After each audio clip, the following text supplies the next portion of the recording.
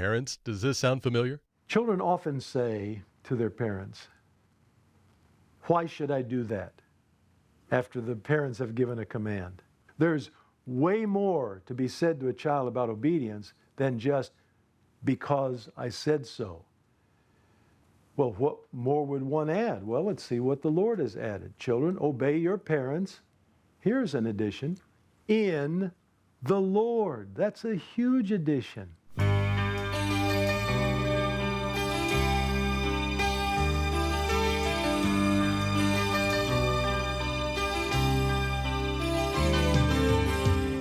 We thank the good Lord for this time together with you as we open the Scriptures to uncover family God's way. This is Living in Christ, and Pastor Bob Hoekstra will join us shortly. Here in Part 5 of the series, we're addressing the parent-child relationship. In Ephesians 6, children are instructed to obey their parents in the Lord. And God follows that up by saying, "For this is right." This has so much to convey to children and parents, and today Pastor Bob highlights this beautiful verse for us. The way God raises His kids, us, His children, is really a picture of how He wants to use us in the rearing of our children. And special joy in my heart thinking about children here in today's study. The Lord blessed us with 3 children, and they do have, all 3 of them, a great love for the Lord, a great desire to please and serve the Lord, and a strong heart inclination to have the Lord's presence in their home, the primary characteristic of their households. And they are now raising their children. And in fact, our oldest grandchild is pressing very close toward the 20 mark now.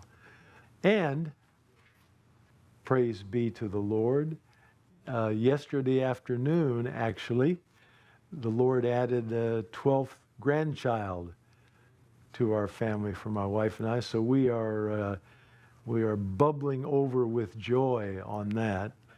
And it's kind of a humorous story, you know. My dear wife, she loves babies. I love babies.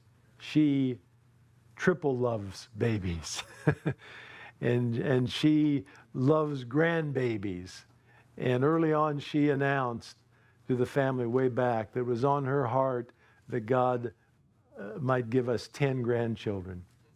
And we started praying about that. And our kids would hear us talking about that. And, you know, the older they got, the more interested they were in that dynamic, especially when they're learning math. You know, let's see, 10 grandchildren, or 3 of us, 3 children. This average is at least 3 children plus, you know. And they kind of had jokes about, you know, to each other, to their siblings, "Are you going to have 6 or 7?" You know, thinking, how is mom going to meet this? And God has super abundantly. He's answered that prayer exceeding abundantly beyond what we could ask or think. Our daughter has 3 children. Our youngest son has 4 children. Our oldest son, they just had their 5th child birth yesterday. And they've been praying since they were married for 6. So, God, we're open. What a blessing. What a treasure children are. Oh, how we need to point them to the Lord as we raise them up. It's always been God's plan. It's always been His way. But you look around at what's happening to the world and the deterioration as the human family, you know, presses into thousands of years of sinful history, and then pressing toward the culmination of all of the last day events and all of that. Oh, how we need the Lord in the midst of all this. And see, that's exactly where it starts. Children, obey your parents in the Lord. In the Lord. It's part of the child's accountability and responsibility before the Lord. It's not just children obey your parents. I mean, that's a valid truth, and even those out in the world are wise to teach their children the issues of obedience. But what God is calling us to is way bigger than that. It's children, obey your parents in the Lord. It's a part of a child's spiritual responsibility, spiritual perspective, spiritual accountability, to be learning to obey their parents. It's not just an issue between parent and child. It's also an issue between parents and the Lord and the children and the Lord. Children, obey your parents in the Lord. What is kind of the typical approach to obedience? I've seen it in many parts of the world in traveling and teaching. Children often say to their parents, "Why should I do that?" after the parents have given a command.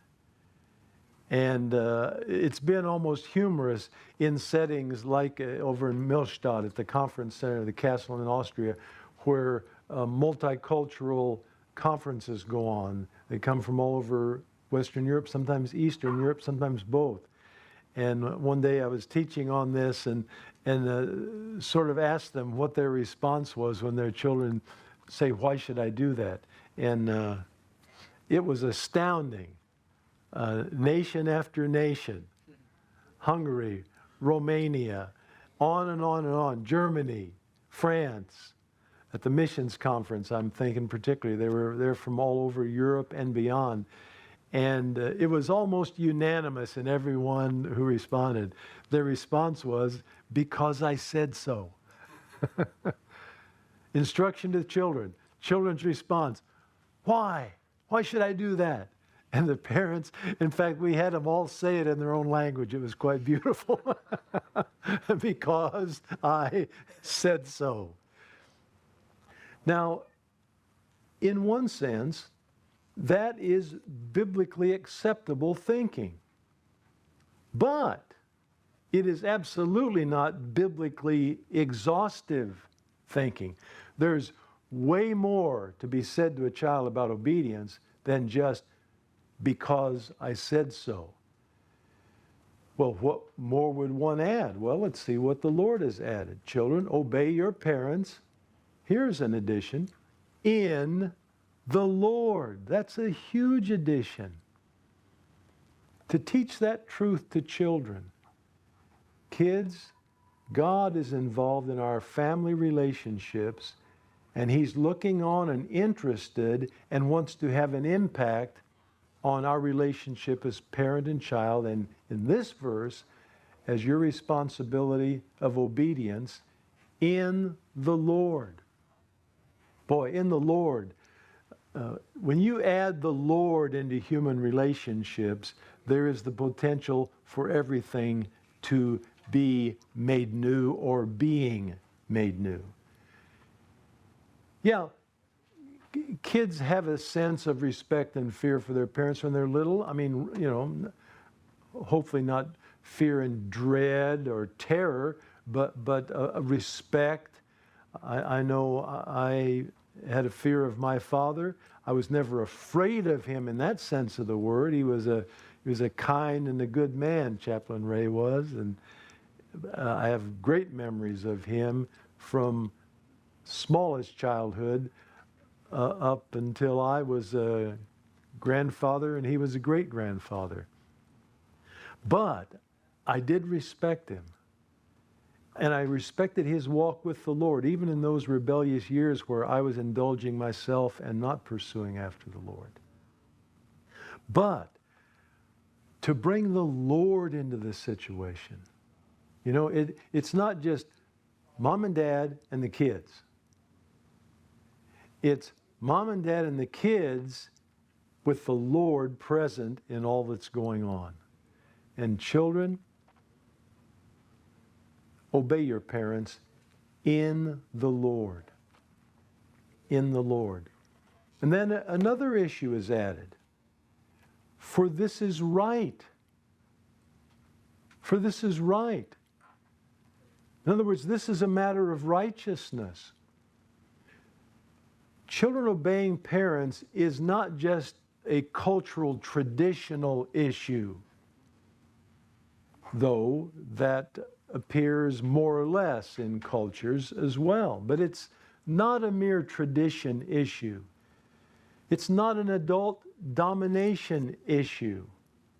It's not a sociological development issue. Here's the best result from our trial and error. Looks like it's best if kids obey their parents. Not that at all.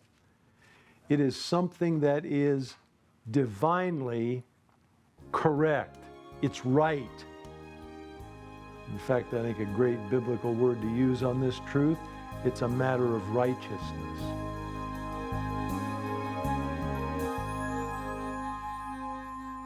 That's a good way to put it. It's a matter of righteousness. You've been listening to Bob Hoekstra and a part of his 6-part series, Family God's Way. This is Living in Christ. Today we were only able to present a small portion of the message. However, we do offer the study in its entirety on CD for a suggested donation of $5. Call us at 877-600-LICM. Again, 877-600-5426. Or if you'd like to order the complete series, Family God's Way, we'd be happy to get that out to you as well. We'll send you the entire 6-part series on CD, DVD, or even Blu-ray, whatever you'd prefer.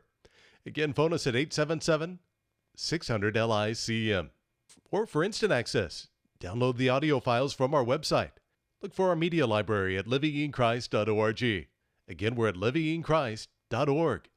You know, whenever we air this series, we're reminded of just how many people are struggling in their family life and in need of God's truth. If you'd like someone to pray for you and your family, please don't hesitate to call 877-600-LICM or write to Living in Christ, P.O. Box 2848, Costa Mesa, California, 92628. You can also email us through the website at livinginchrist.org. Living in Christ is brought to you by Living in Christ Ministries. We'll continue to outline what Family God's Way looks like next time we get together.